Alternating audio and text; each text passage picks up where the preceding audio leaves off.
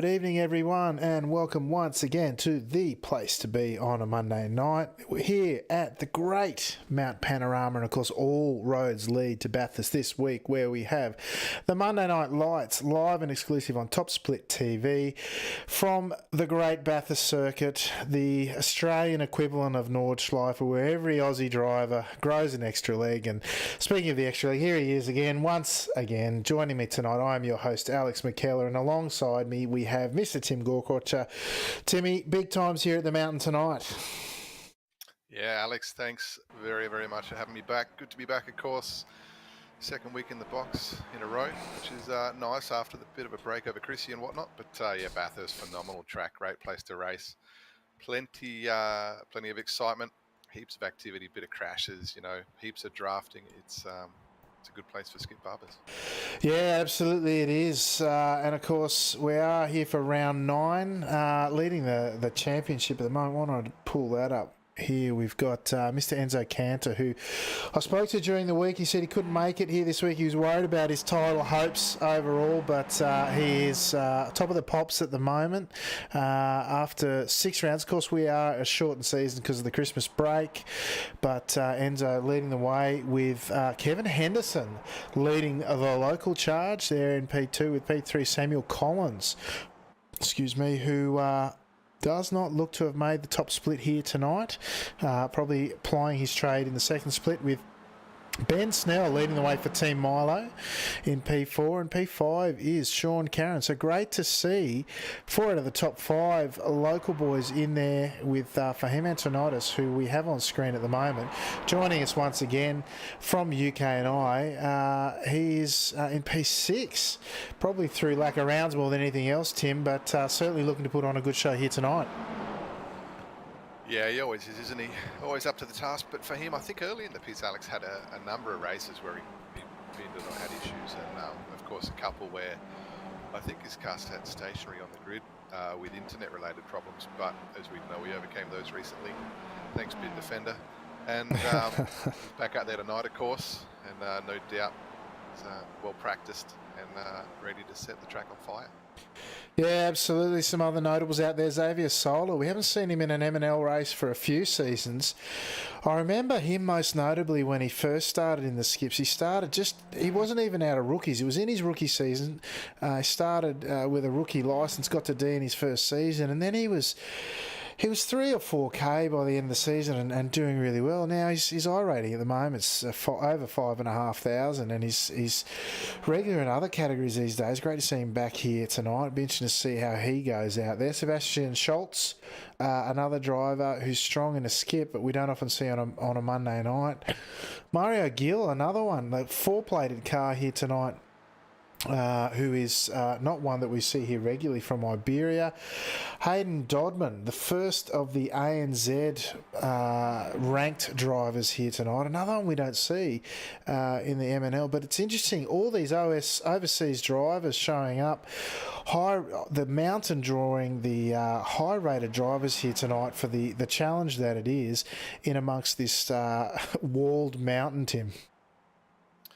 Yeah, look, always good to have the internationals rock up, and just looking through the list, plenty of fast guys, bringing lots of I-rating, cranking the soft up, 36.25 tonight, which is a really, really good soft for the week.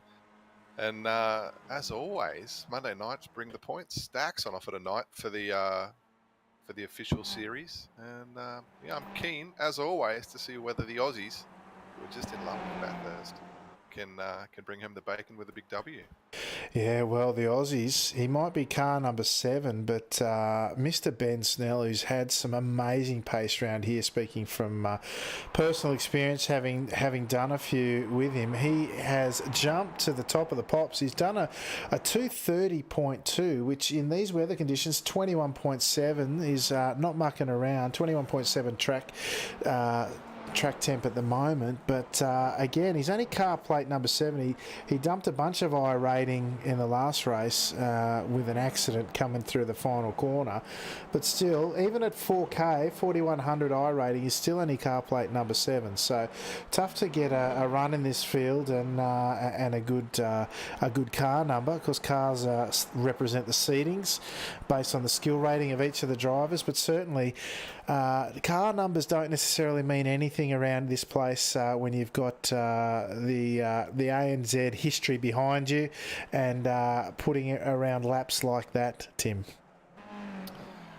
Yeah, right. And interestingly, Alex, 2 minutes 30, almost a flat 2 minutes 30 is ridiculously quick for the first quali lap. So I expect the times to duck down into the, I'm going to say 29.6 might get you the pole around here on a day with conditions as favourable as today. Looking really good. Surprisingly, though, we talk about Fahim and how good he is at qualifying, but well off the pace, 1.2 seconds behind Ben Snell on his first lap.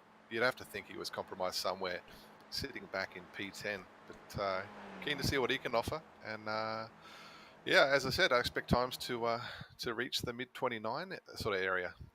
Yeah, I would see that happening as well. Mid to high 29s for Snell as he comes through the chase on the second of his quali laps. Now, all these guys will be tightly packed crossing the line. I expect the times to start coming in thick and fast at the moment because you've only got just enough time to get your 2 laps in before the end of the quali times. And Snell now has been pipped by Solar, who's jumped to the top. Scholz has also jumped past him. Johansson, what has Snell done? I don't think he's improved. No, he hasn't. His second lap was in fact a full 10th slower, leaving Xavier Solar at top of the pops. Is anyone still out there? Henderson, he's still out there. No, he's pulling off. Grebstad's done. Gill, Vascalampi crossing the line now, only managing 10th, and he's got some outstanding pace here. Well, that looks like the end of qualification, so why don't we take a look at the official final standings here for the starting grid here tonight. Round 9 at Mount Panorama. Xavier Solar, number 1 car plate around here tonight and sitting on pole to start the race with a 2:29.8 from Iberia. Second went to Timo Vascalampi from Finland. Great time. He's very strong around here. P3 went to Sebastian Scholz from the German club with a 2:30.1. P4 went to Dennis Johansson. Great time from Dennis, 2:30.2. P5 went to Russell Clark from ANZ, of course, and Team Milo, 2:30.2. Great time from him. He's very, very strong around here this week. P6 went to Ben Snell, his Team Milo teammate, who after setting the quickest lap around the first time round was unable to improve, surprisingly. P7 went to Fahim Antoniadis. Great to see Fahim back out here, of course. Maybe not his strongest track tonight, although he's not too far off the pace, but a 2:30.3 is all he could manage. P7 went to Kevin Henderson, another strong local contender, sitting second on the championship overall for the Monday Night Lights. P9 went to Håkon Grebstad. Great to see Håkon back out here.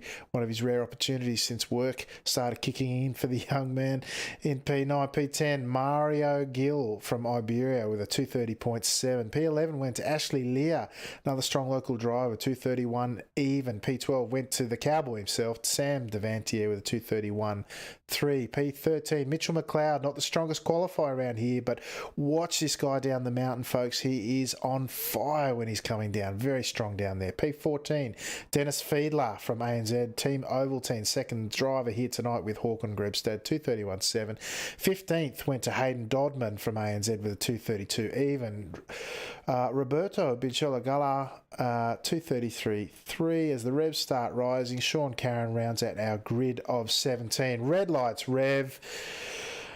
The green lights mean go as we head off of our first lap of 10 around the mountain here tonight, Tim, as they all head down into Hell Corner for the first time. Xavier Solar leading them through off what is a fairly staggered starting grid here, leaving the spaces fairly open on the way into the turn and out of turn 1, but it really happens all the way up a mountain straight into Griffins, even at this early stage of lap 1, Tim. Yeah, it does. And surprising, I would have thought Timu would be pretty keen to lead over the top of the mountain first time round, but he's absolutely content to sit behind Solar, who's obviously Q1 and easier and up the top of mountain straight to take him up the mountain for the first time, Alex. Absolutely, yeah. Solo leading Vascalampi, followed by Schultz. We have Dennis Johansson, who will, of course, be one of the streamers. There's a couple in here tonight, actually. If you head over to Race Driver 77, if you wanted to see a cockpit view from the geodesic driver there sitting in P4. We've got two Milo drivers in 5th and 6th, respectively. And, you know, what's interesting for me, Tim, is that despite some of the comments on the forums from drivers this week saying that this race has often been decided, you know, in the last lap and all the rest of it, with walls taking their part and drivers just not being able to keep up. I've had a fantastic week here, done half a dozen races or so, and I've been in packs of 6 deep for the first, you know, 8 or 9 laps of a 10-lap race, which is, you know, a great lot of fun strategically when you're trying to shuffle the cards in the deck, so to speak, to position yourself for later challenges in the race. But certainly I love this track, as all Australians do, I think, Tim, and plenty of action ahead of us here tonight as this long snaking set of cars really sticking together. Just going to talk to what I was saying earlier about how close these races can be. Yeah, absolutely. And to be honest, I enjoy the challenge of trying to break the draft over the top of the mountain. Like, it is, you got to put that ball on the line, Alex, and really risk it on the downhill run. You know, through the S's, the Dipper, and into Forest Elbow. A lot of time can be gained, but obviously you got to run right up close to the walls, and it is a lot of fun. But the top 12 as they are, Linus, Stern, as you say, everyone cooperating, and I'm surprised. Oh, a bit of a spinner in the background. Looked like Kevin Henderson getting turned around. Not sure who caused that, but unfortunate for Kevin. He is at the back of the pack. Disappointing. Bit of front end wing damage. Not sure who caught him, but really disappointing for Kevin, as he, I think he might have got checked up by Hawkon behind him. Sorry, punted by Hawkon as he got checked up by Fahim. No, it all checked up into that final corner there at Murray's, and he got into the back of Fahim, and in turn, as you say, the number 9 Hawken Grebstad got into the rear of Henderson there. It checked up massively, which it can do. It's such a deep pack. You were right. It was 12 cars there at one point, deep, as we saw. Dennis Fiedler, he's also in the pits at the moment. I'm just going to see if I can go back and find his moment of destruction, as it were. He was coming down Mountain Straight, coming down Conrod through the kink. Am I on board? No, I'm on board with Fahim. How did I get onto Fahim instead of Fiedler? He was, hang on, let's just go back a bit further. Hayden Dodman's collected him. Yeah, I've gone side by side down Mountain Straight into the kink before the chase, and the 5 car has just turned him in a straight line. Dennis having a really big struggle this week to get a result. You would not see that happen again in a month of Sundays, Tim. Very disappointing for Fiedler there, and not a great way for him to start or end his lap 1 of 10 here tonight. Really disappointing, and you know, you're always excited to make your way into the top split. Obviously, a bunch of good drivers, but some really amateur stuff from Hayden, disappointingly. And you know, he's a good driver. Got a lot of IR against his name, but in that sort of activity, that was a rubbish effort, if I can be honest. But I look at Fahim, who copped a lot of the rear end contact from Kevin, and he has an awful lot of damage. Speed is heavily compromised as Hawkon just blows the door off that Miviano Thrustmaster Racing Skip Barber. But wouldn't surprise me if Fahim had a meatball. There's plenty of damage on that car, including the rear wheel and the rear wing, and I'd expect him to pit this time around. I could be wrong, as he moves back out to the other side of the track to take the correct entry into the final corner. But unfortunately for him, Fahim will not be competing for the win tonight. No, I've never seen a Skippy that damaged that's not crabbing. To be honest, he looks to be driving very straight, but Hawkon, as you say, Grebstad just drove past him there down Conrod, and not likely to feature up the pointy end tonight is Antoniadis, but up the pointy end we go now. We've got a pack that ranges down to P6 in Snell, who the 2 Milo drivers now, cars 7 and 8. Team Milo represented in this leading pack, and it's not surprising. Clark's had some tremendous pace around here this week. And Snell's been fighting for the front running in the championship all season as he runs. Who's that running wide? It was, in fact, Clark, I think. Yeah, it was Clark running wide there. Under zero pressure, I thought, but not making a good fist of the Griffins that time round, as this still is a front pack of 6 there, Tim.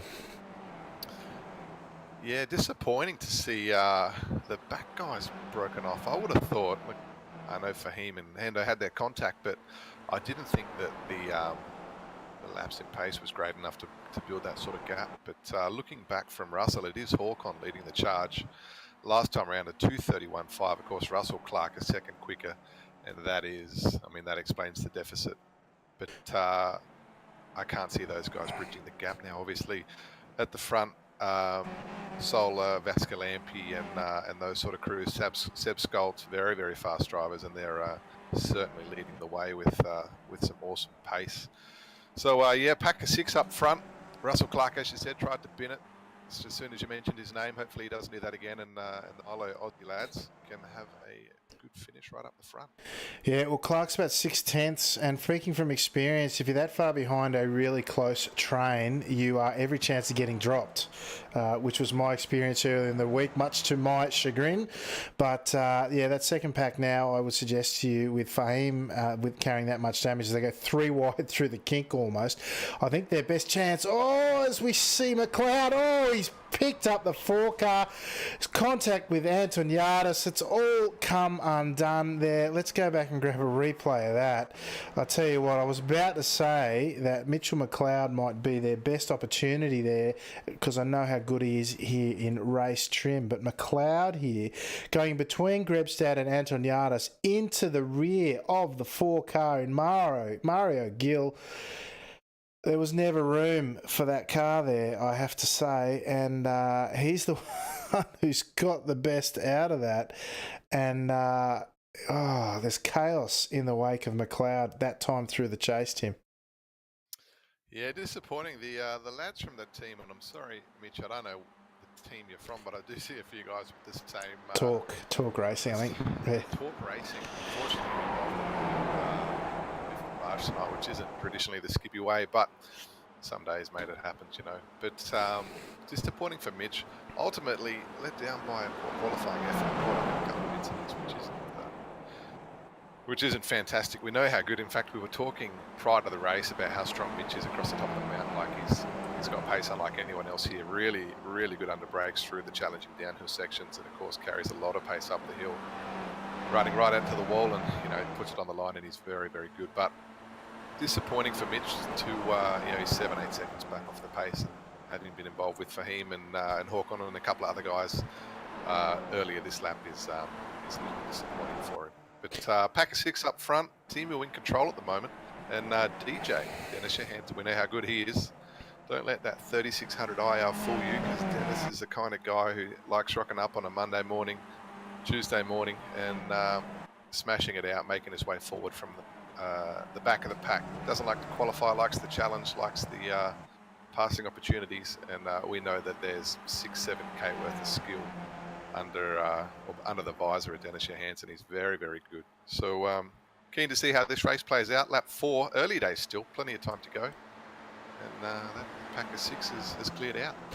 Yeah, look, they may look like they're spread out here as they come down, and we see Snell making the move up the inside of Schultz now through the kink, getting it done. Schultz pulling in behind there. Clark now 7/10 in real danger of getting dropped by this pack here if he doesn't get a wriggle on. Snell right on the tailpipe of Sola now, who's forced to take a slightly defensive line. I suggest Snell will let Sola back in the train there for fear of losing the pack.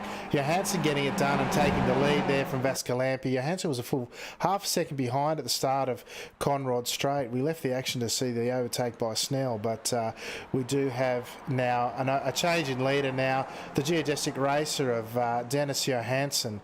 We were speaking about him earlier, and the pace that we know he has. The car control as well is outstanding. In front there of Vascalampi, who started in P2. Johansson up 3 positions from where he started. Our pole sitter in Solar now relegated to 3rd with a hard-charging Team Milo. Ben Snell right on his tailpipe this time round through Griffins as we are at the halfway stage of this race, Tim. Yeah, we are. Interestingly, I was just looking back at Russell Clark because, like we mentioned a couple of minutes ago, Alex, he was a real risk of losing those the 5 cars in front, and obviously last time around super fast, had a bunter lap, 2:29.9, which is it's crazy fast, but I don't know how he's got that sort of pace when he's carrying huge front wing damage. I mean, that's sort of the damage, the extent of the damage he's got now knocks sort of, say, 10, 12 Ks off your top speed down Conrod. So I think, you know, if he gets to the position where he's 7, 8 tenths down again, it's going to be almost impossible for him to catch those guys. So Russell's really got to be on his game, and I got to say, he's got to put a real effort in to make his way down, you know, from 6th, because you want to sit in the middle of that pack where you've got all the draft, plenty of people to follow, and not just battling to hang on back in 6th position. Yeah, absolutely. You know, it's fascinating there. I was watching, for the second time round there, I was watching the difference between Johansson and Vascalampi through Forest Elbow, and you can take multiple lines there. Fascinating to see Vascalampi take a really tight line on entry and exit, obviously letting it track out as we see Solar now making it 3 wide with Vascalampi, and Johansson now through the kink now. Johansson ducking it behind. Oh, there's been contact there. Solar's now got a damaged wing. Johansson not leaving quite enough space for Solar to get through there. No thank yous or beg your pardons given there with Snell stuck right in behind these guys as well. Solar now looking up the inside, perhaps defensively more than in attack as they go through. Murray's now on the tail end of lap 5. Can't believe there's 5 still to go there, Tim, but I was just saying the different lines through Forest Elbow. Perhaps we'll pick them up next time round. Yeah, absolutely. These guys are battling. Like, we're halfway through, you got 5 to go. Plenty of time. No need to bin it this early, and as you saw, Dennis hit the back of Solar. I hope that was a bit of net code contact, and that's where the damage comes from, and that Solar's his performance at his top speed aren't compromised. Obviously, he's looking pretty good, though. He's got a good run on Timu, and I expect Timu will back out here. Yeah, it's all looking pretty good out there at the moment for Solar, despite the fact that he's got a bit of rear wing damage. Yeah, absolutely. I think we might be struggling a bit. How are we going? No, we're okay. I thought we might be having some network issues there briefly, but we seem to be okay as we got the action still coming. Line astern, 6 deep here. This is what I've got to tell you. This is what my experience of racing has been here like all week. Wherever possible, you get some quality drivers here running nose to tail, shuffling the decks here. 2 by 2, they're going around the top of the mountain now. These guys really trying to put the wind up each other there, as there's not really more than one line there that you can get with any pace and surety in terms of how you make this trip around the top of the mountain. Realistically, people talking about only 2 places to put pressure on the drivers around you, but these guys show you can do it pretty much anywhere on this track here tonight, Tim. Yeah, surprising. You want to run side by side around the top. It gets pretty hairy pretty quickly as we see Timu very scatty under brakes, run super close to the inside wall at the Forest Elbow, but under complete control. Timu's really good under brakes, as good as anyone in the business, and he's looking pretty comfortable out there as DJ has a good little run. We'll see. He might get the double done here, as depends on Solar whether his top speed is compromised. Maybe a little bit. 3 wide. This is going to end in tears as they approach the chase. No, it doesn't. Timu gets past. Johansson gets past, and Solar backs out a little bit. No, he's going to hold the inside line. Smart move. Johansson, I think he's learned his lesson a handful of laps earlier. Knows he has to back out. He probably feels a little bit bad that he's caused some damage to Solar, and is they're a group of 6 once again. Yeah, look, both Johansson and Snell there riding the curbs through the chase. Not easy to do in these cars, but both of them showing fantastic control, mainly on the throttle, I'd suggest, and maybe opening the steering a little to keep those driving lines secure through there, even though they were 2x2. Fantastic control there and skill showed by both drivers, particularly Johansson, who, of course, who had Solar on his outside, if I'm not mistaken. And Solar now taking an attacking line, but perhaps also defending at the same time. No, he's leaving the door open for Johansson instead. But again, all three, line astern, all the way down to 6th, I should say. At the start of lap 7, through Griffins this time round. Oh, no, there's been a bit of a slow run from Vascalampi, has it?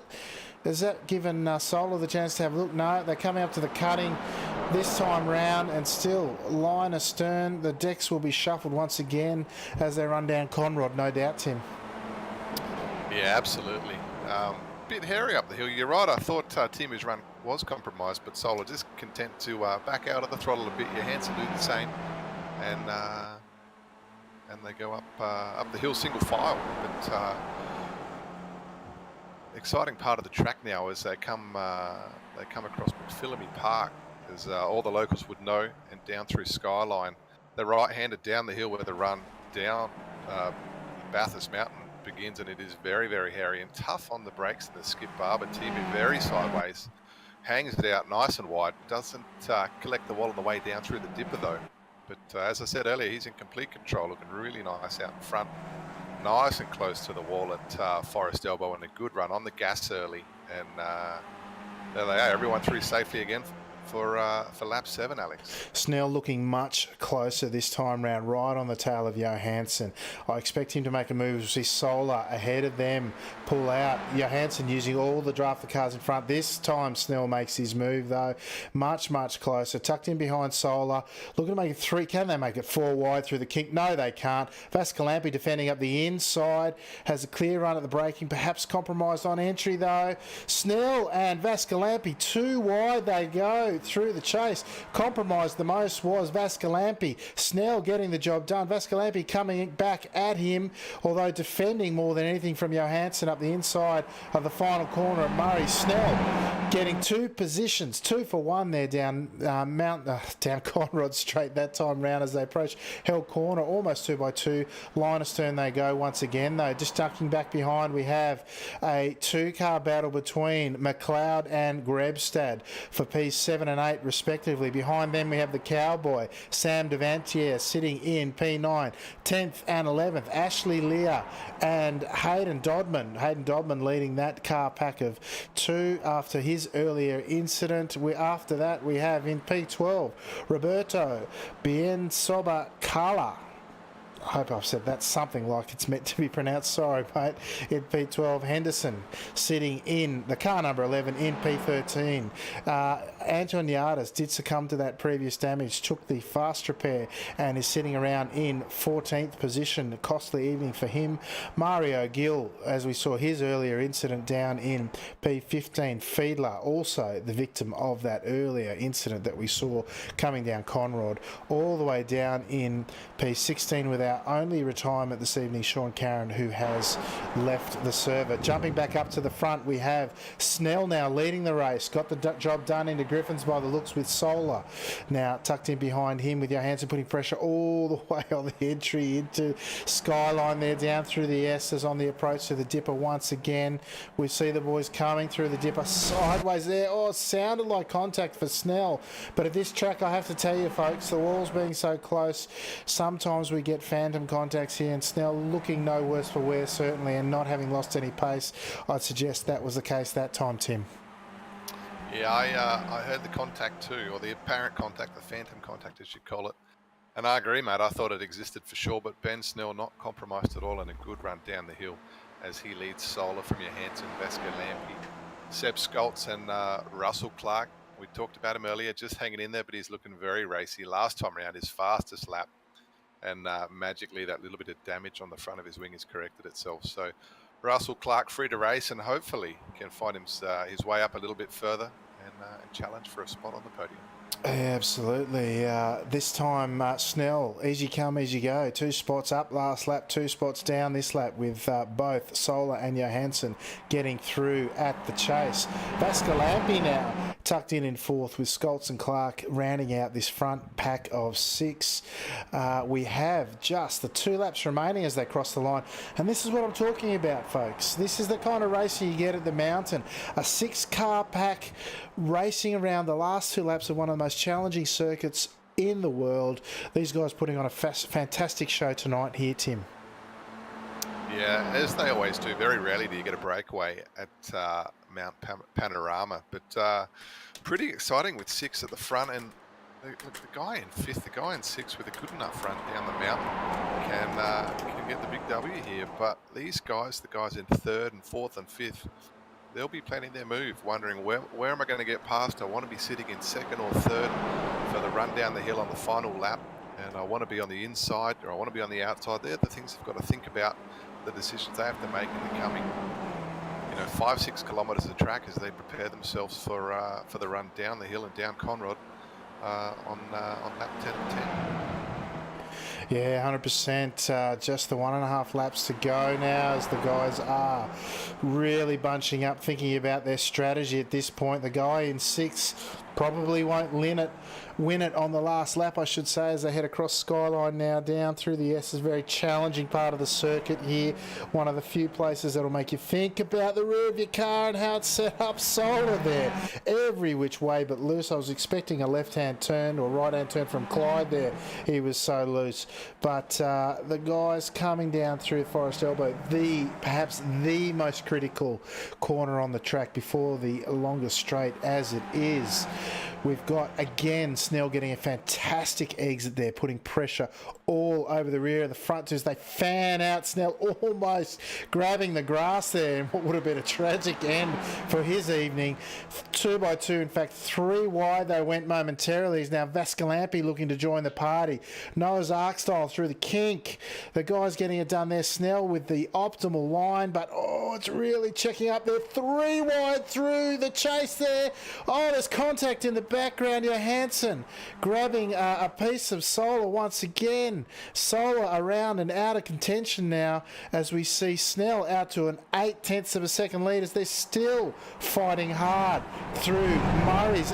Using all of the track on exit. Did Clark make it through there? He looked like he was going to tag the wall. Let's go and grab a quick look at that incident. Xavier Solar has continued, but we'll grab a quick look at that run through the chase while we have a moment to spare. Solar, he was right in amongst it there. They were 2 by 2 going through the chase. They went 3 wide at one point. Solar made it 3 wide. Johansson had nowhere to go, so tight. Got a little bit sideways on exit after hitting the curb, and then just wheel-to-wheel contact put Solar off the track, Tim. Yeah, super unfortunate. And that's what's going to happen when you go 2 by 2, 2 deep, 2 wide, through a tight corner. It's going to end in tears, and it did for Solar. Unfortunately, he was looking great tonight. Obviously, your number 1 qualifier, and a disappointing end of the race for him. Not out of it, looking like P7, P8, P9 is the sort of area he's going to finish, but disappointing for him. But Ben Snell in control. I thought Benny would have a good enough lead to manage the race from there, but Timu and Dennis worked together up the hill, up Mountain Straight, bridged the gap, and really it's a race for the top 3 now, Alex. Yeah, 100%. You've got 2 Team Milo cars in the top 5, but Russell Clark now, he's sitting off the back of that pack, although he's caught up very... Ben Snell! No! Ben's clear. Timu's had contact with Dennis Johansson. They've all spun. This looks like a Milo 1-2. Russell Clark P2 now. Ben Snell, comfortable winner. Write his name on the trophy. He's got it in the bag, and a really unfortunate bit of contact going down the dipper. Yeah, just watching now on the replay. I'm riding on board with Vascalampi. We've got very, very tight on entry.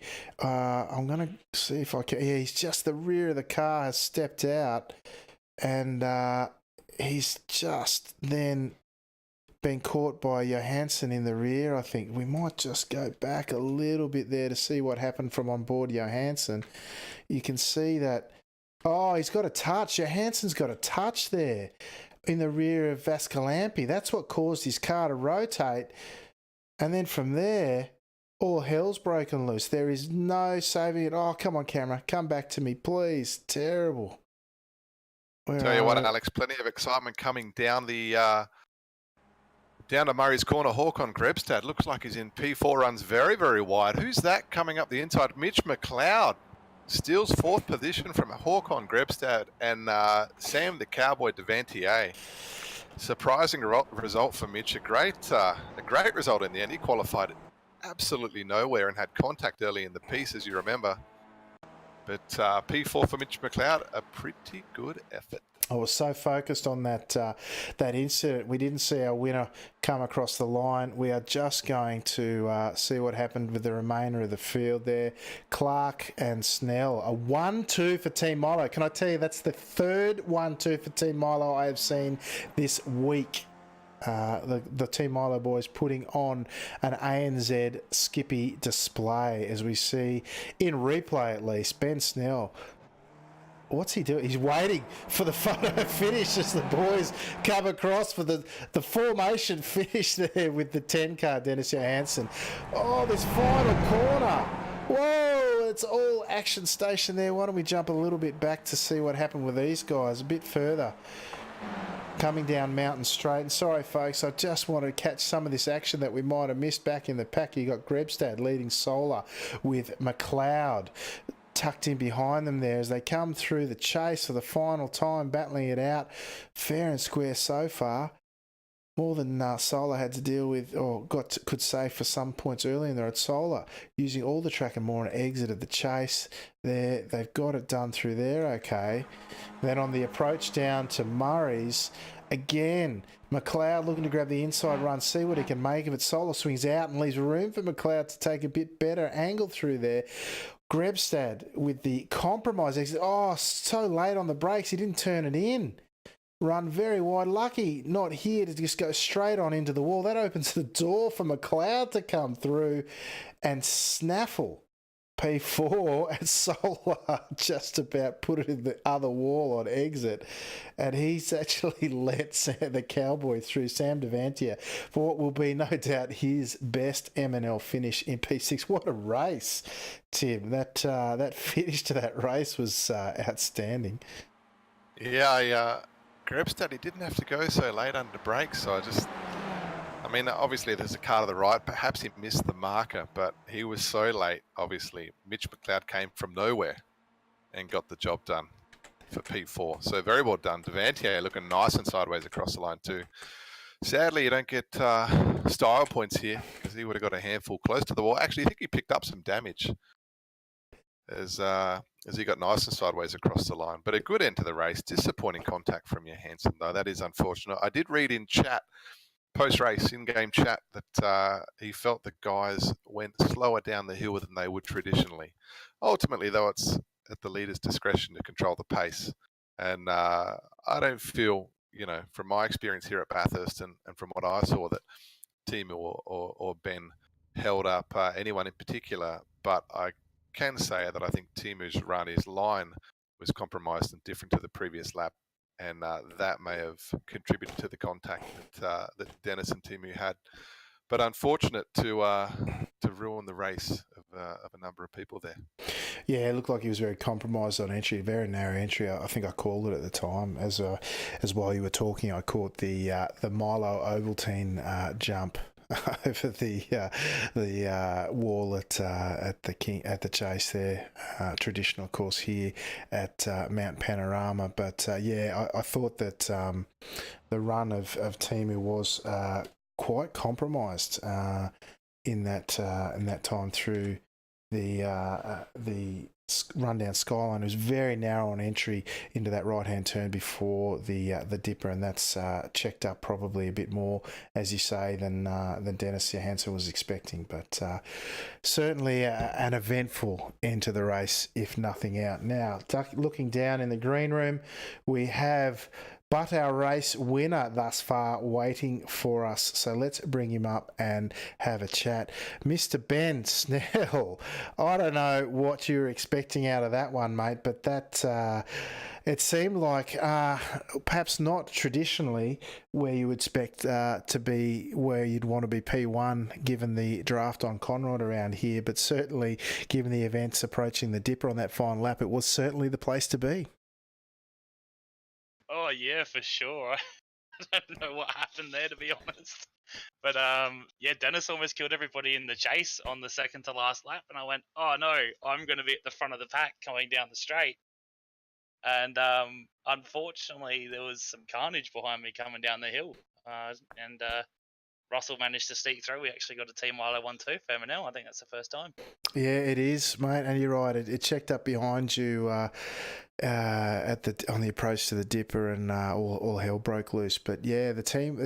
I was saying in the call, mate. It's the third 1-2 I think I've seen this week, if I'm not mistaken, for Team Milo. It's been a fantastic week. I know Russell with that result has, if you can believe it, I think he's picked up over 600 iRating this week. Nothing like being an Aussie driver around around the mountain this week. And yourself, mate, apart from last race, although you got most of that back with this one, it's been a pretty stellar week for the boys in green. Yeah, you can't go past Bathurst week, especially in the Skippy. It's such a fun combination. If you are like, one or two cars that are faster than everybody else, it gets a bit boring. But the packs of 5 or 6 that we've been having all week has been absolutely amazing. Yeah, that's been my experience as well. The quality and the comradeship in the Skippy racing in our club has been fantastic to the point where you're right. I mean, we've been in 6-car packs for the majority of races that I've done here, and it's been great racing like we saw tonight, where there have been some key definitive moments, nothing through intent, but more just through the pressure of the moment, bringing unstuck some usually unflappable drivers. So, look, it was another great example of that here tonight with, unfortunately, Johansson turning Timu, who was going by his own admission in Johansson, it was slower than he was expecting, and that led to that unfortunate pile up there through the Dipper. But that, look, luck's a fortune, isn't it? And Team Milo coming out on top here tonight. Yeah, I do take a quite tight line through that corner before the Dipper to open it up as much as I can. I do notice that the other guys kind of threw it in a lot deeper and had a narrow entry, so that might have caught them out a little bit with me not leading that many laps. Yeah, that's right, mate. Well, listen, full congratulations to you at the closeout of what's been a fantastic week for yourself and Team Milo. Pass on our congratulations to Russell as well. He's done a fantastic job all week. But anyone you'd like to give a shout out to, mate, before we let you go? Oh, as always, you guys for putting on a outstanding broadcast, and of course, go Team Milo. Go Team Milo indeed. Thanks, Ben, mate. We look forward to talking to you in the coming weeks. Cheers, guys. There you go, Mr. Gorecrotcher. That was Mr. Snell, who I got to tell you, and we were talking about it last week, pace to burn from parts unknown. He has done some time around here this week, mainly because of there's been a few of us getting on and getting amongst it, so there's been good folks to race with, as there tends to be in a skip. But when you get a lot of local boys out there around the mountain, it can be the place to be. Yeah, absolutely. And I got to say that the Adelaide-based boys have done tremendously well this weekend. So to myself and Ben Snell, outstanding job, well done. But no, mate, you're right. It's a great place to race. The Aussies love it. They come out in force, and tonight was no exception. Yeah, absolutely. Well, we've got another one of our top splitters in Mr. Antoniadis. We'll bring him up now to say hello. For him, perhaps not the race you were expecting.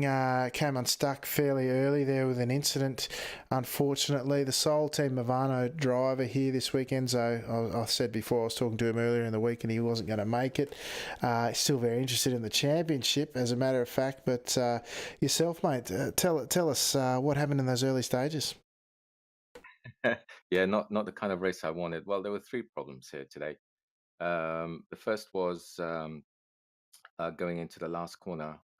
Constantina effect made everybody check up, and as you know, further down the concertina you go, the worse it becomes. And by the time the concertina reached me, Kevin behind me had nowhere to go, so he went into the back of me and bent my wing, which is fine. That I could still manage with that. And then second thing that happened was, I think it was on lap 3.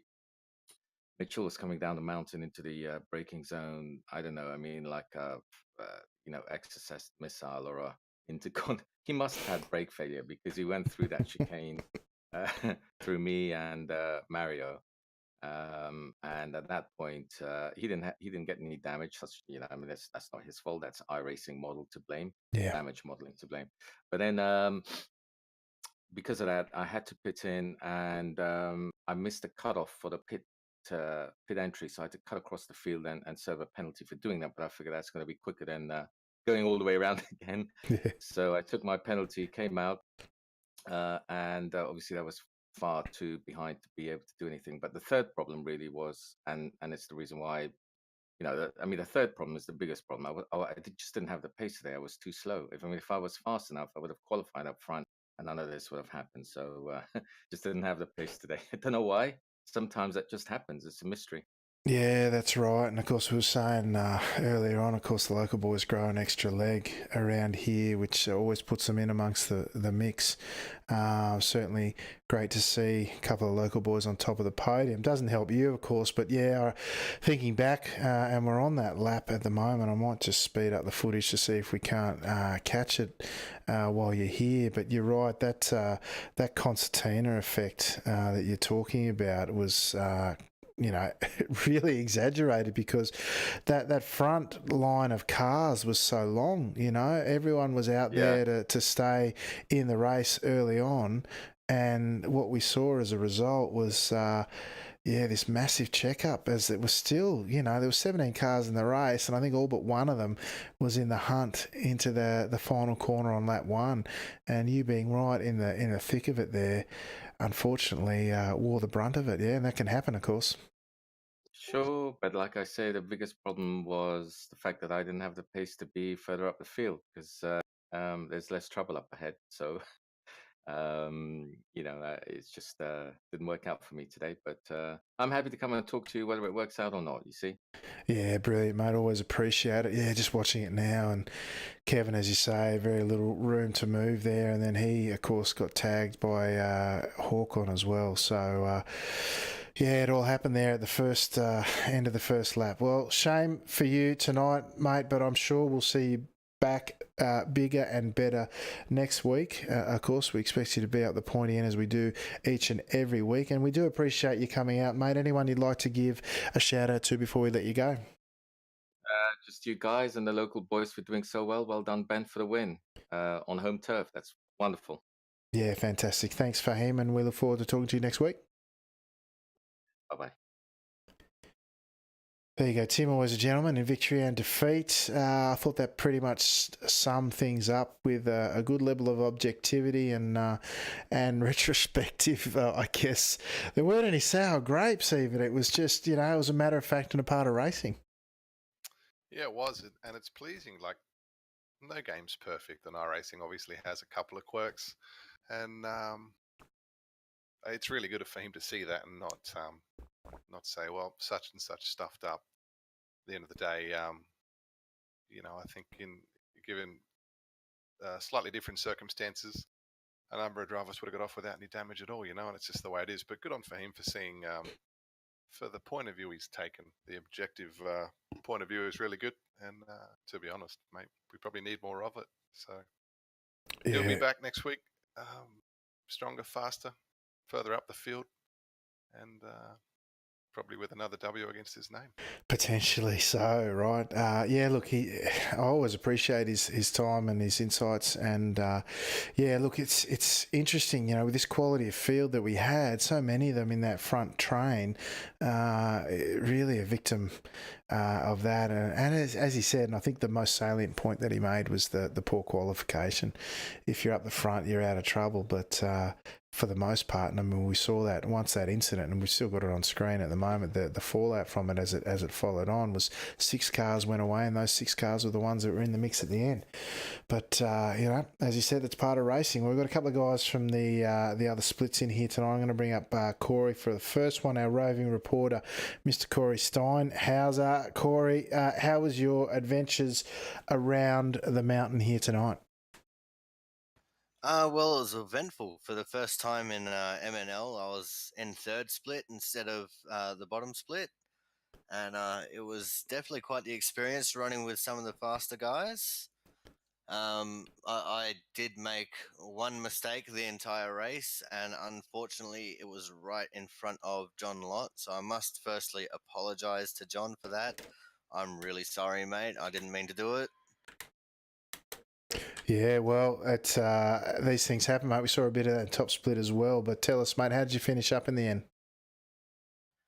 So I ended up fighting my way back into P10. I believe the leader who started the last lap in front blew his engine on the last lap.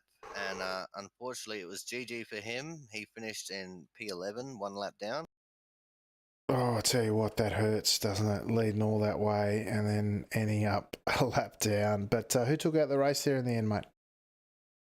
So the winner was Francisco Javier Narbo, followed by FNRC's mother, and then Adam Higgs in the 17 car, finished in P3. Oh, that's good for some points and some iRating for him, and congratulations to Jeff Dehon, aka Mother, for what a podium there in an M&L event. That doesn't come around too often. Well, thanks for touching base with us again, Corey. Of course, you're over streaming on Twitch. You want to give that a bit of a plug while you're here, mate?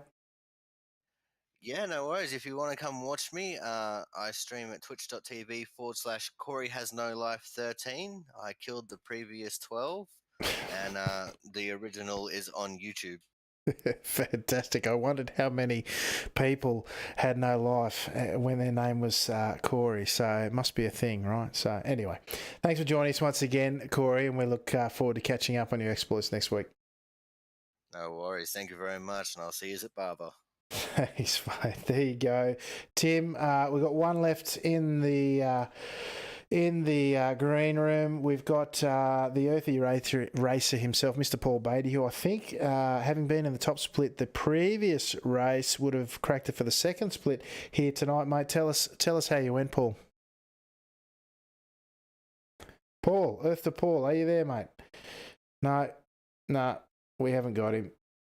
Technical problems. They come and get us all in the end. You know, I've just got the footage rolling of I think we're on about lap 3 at the moment, and I've been rolling on with Ben Snell, and can I tell you, he was in P6 after that initial breakup of the incident that we saw with Fahim, and so it just goes to show that the guy at 6 who, to be fair, towards the last 2 or 3 laps was fighting for the lead, really shuffled the deck quite well. And like I said, you know, for me, it's not always best to be in first here on the last lap, but it showed that there is definitely some advantage in the case of the mayhem that broke out behind him.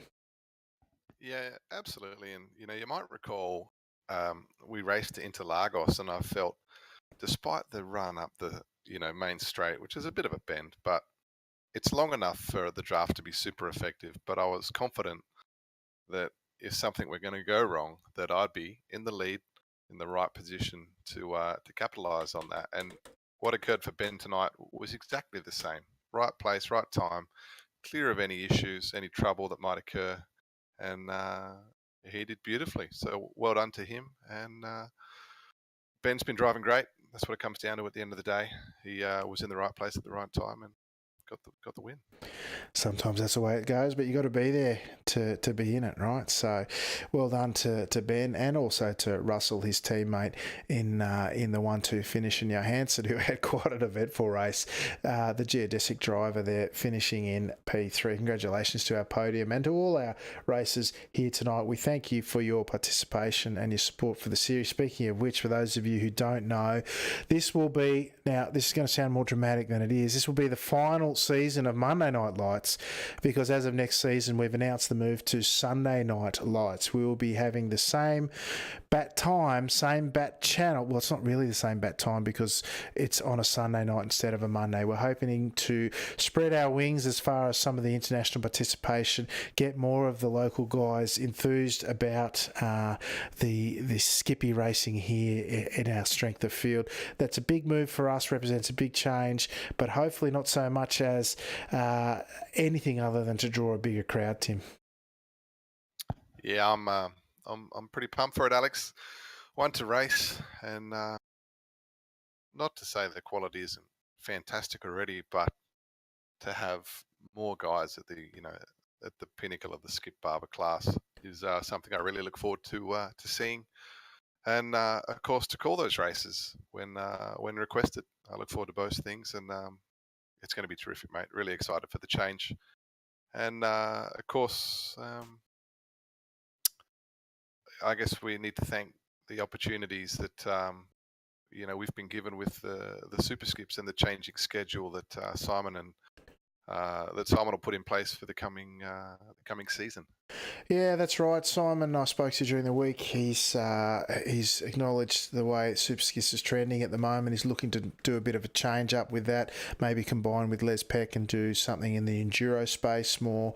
So that's freed us up to really look to make a big change and a big shift to the Sunday Night Lights, and really look to build it on what is a fantastic community. Hoping to go from strength to strength with that move, and really looking forward to it. But having said that, of course, we have another 3 rounds left in what is season 15 of the Monday Night Lights. We're off to Barber next week. Fun little track. Not the strongest participation there, but a really enjoyable track to drive, Tim. So hopefully we'll get a lot of folks joining us there.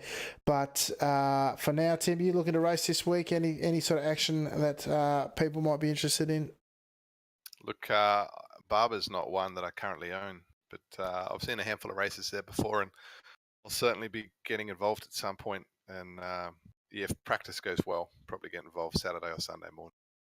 Yeah, absolutely. Well, folks, I will be on the Top Split TV Twitch channel this week. Of course, Thursday and Saturday nights with the Online Sim Racing Formula 3 Championship and the Friday Night Race Club's Bathurst 200, also as coincidentally in the skips. So really looking forward to that one. So check out the action over there on Top Split TV Twitch channel.